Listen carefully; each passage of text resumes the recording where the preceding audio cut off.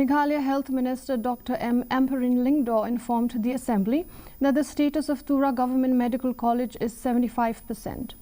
Responding to a query from Leader of Opposition, Dr. Mukul Sangma, Lyngdoh stated the total area of land donated for the project is 99 acres.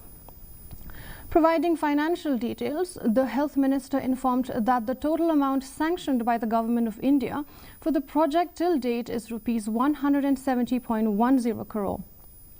She further stated that the total amount of money released for the project till date is Rs 185.65 crore, while the total amount of money released to the contractor till date is Rs 178.66 crore. Speaker, sir. Reply to star question 88A. So the status of the Tura Government Medical College is 75%. B. So the total area of land donated by the clan for the project is 99 acres. C. So the total amount of money sanctioned by Government of India for the project till date is 170.10 crores. D. Sir.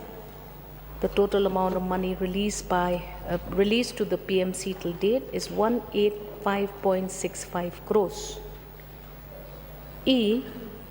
The total amount of money released to the contractor for the PMC till date is 178.66 crores. Rajabala